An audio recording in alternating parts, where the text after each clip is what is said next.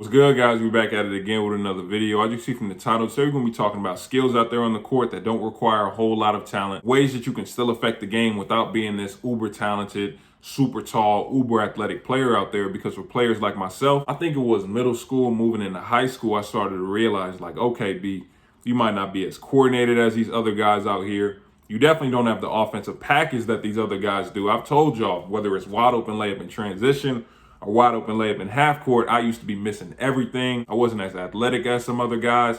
I couldn't even catch as well as some other bigs. Wide open passes, they going right out of bounds. So at a certain point, I just had to think to myself like, man, what are some things that I can do out there on the court that the talented players probably don't even think about because they can just get by with their talent? What are some things that I can do so that when I step on that court, my coach is going to notice what I'm doing out there. I'm going to make a noticeable impact on the game, even if it's not with all the flashy stuff.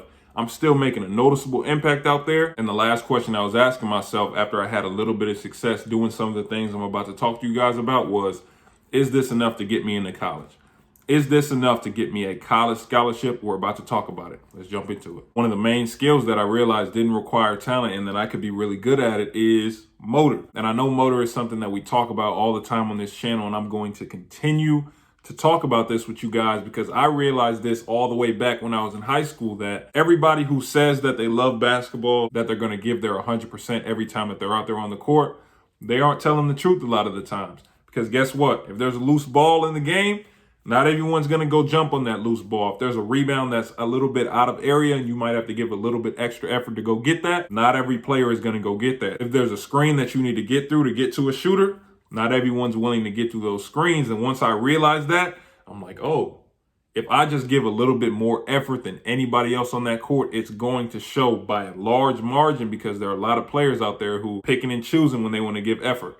Oh, I'll try on this play, but on this one, I think I'm going to chill. I'm kind of tired. If you're consistent across the board, I'm telling you, people are going to notice because as a player, if you're playing right now, or even if you used to play, what type of player did you hate going up against the most? The player that was relentless, constantly moving all around the court. You got to look around every 5 seconds because you don't know where he is because he's just relentless. He's going after every offensive rebound, defensive rebound, loose ball. On defense, he's just like a pit bull. Those players are the players that people hate to play against, but at the same time, those are the same players that coaches love to coach. Those are the players that coaches love to give scholarships to. And I'll tell you guys this little secret too. When I started going to these elite camps and I started to see some of these 3 stars, 4 stars, 5 stars, when I didn't have any stars, when I was unranked, nobody knew who I was, I started to realize that a lot of these guys that are highly touted, they are a little bit entitled and they don't give 100% effort all the time because, like I said, talented guys think they can just coast through sometimes because they are just that talented. But if you're that guy, the Patrick Beverley for your team, nuisance out there on the court that every opposing team hates to play against you,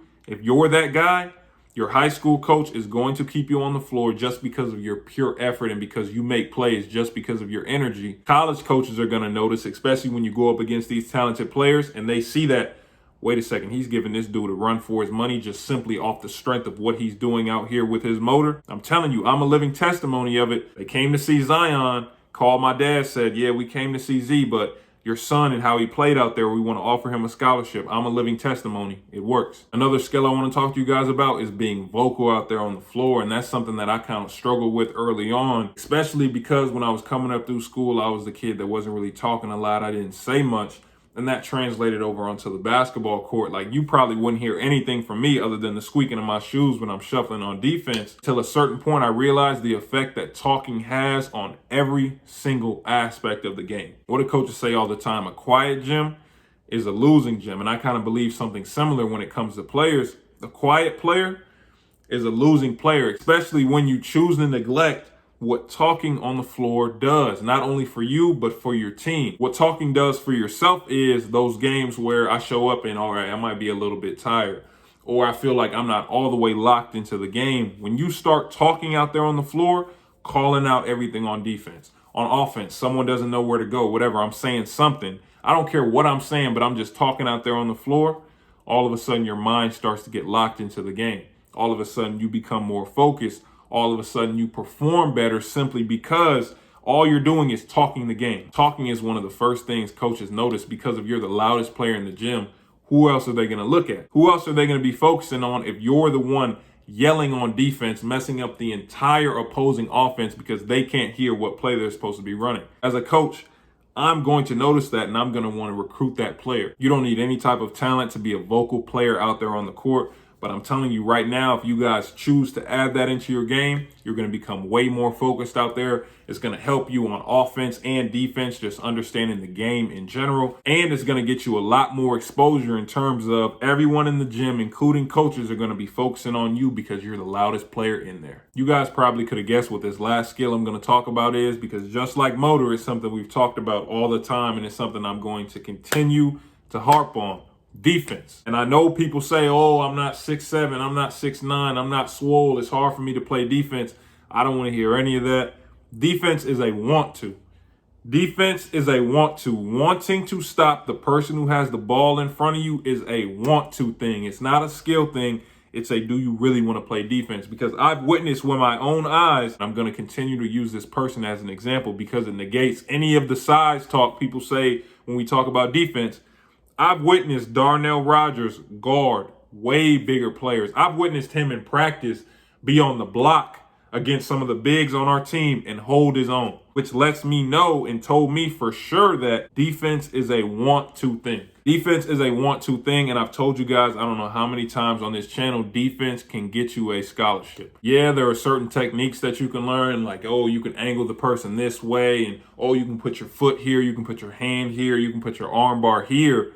But at the end of the day, I'm going to continue to say this, it is a want-to thing. Once you get to college, you know what coaches tell guards? You only get screened because you want to get screened. There is no getting screened in college. I'm telling you right now, you won't play a minute if you get screened every single time, because coaches understand that if you want to get through a screen, you'll get through a screen. If you want to close out and contest on that shot, you whip. If you want to give a second effort and try and block someone, you whip. It's not a skill thing. It's none of that. And the reason I continue to talk to you guys about defense and motor and talking and all these things that don't require all the talent and all the flash is because, bro, I have seen it work for me firsthand. I can't tell you how many times I would hear from my teammates, people from the outside, coaches, other parents that, oh, why aren't you scoring? Oh, you need to focus on your scoring. You need to start shooting more. You need to do all that.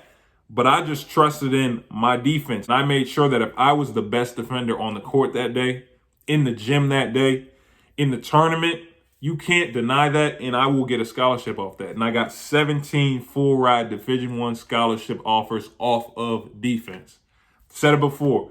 Got 6 offers. My first high major offer in a game, I scored 2 points. In AAU that season, when I probably got most of my offers, I averaged probably about 4 or 5. My last year of high school that I played, before I got hurt my senior year, my junior year, I averaged 11 points a game. I'm not saying this stuff for no reason. And it's not like I was a 7-footer. No, I was a 6'7", realistically a 6'6" center, undersized that still went mid-major. Why is that? Defense. All these skills that we've talked about today, and at some point I will come with a part 2 and we'll talk about more skills. But all these skills, I'm telling you, can not only get you on the floor, not only get you the exposure you want, the attention you want, it can get you the scholarships you want, and it can help you achieve your dreams, even if you're not a Victor Wembanyama. Or like I said, even if you're not a Scoot Henderson, if you're not a Bron, KD, Giannis, if you're not one of those type of guys, which what a majority of basketball players aren't, if you still want to be great, I'm telling you, hone in on these skills, and it will get you to your dreams. Like, share, subscribe, turn on post notifications. I appreciate you guys watching. Remember, if you want the one-on-one evaluations or the breakdowns to go on the channel, hit my website, btibasketball.com, in the description. Also, if you have any questions for me, if you need any advice, hit my link for Noodle in the description. I appreciate you guys watching. I'll see you guys next time for the next video.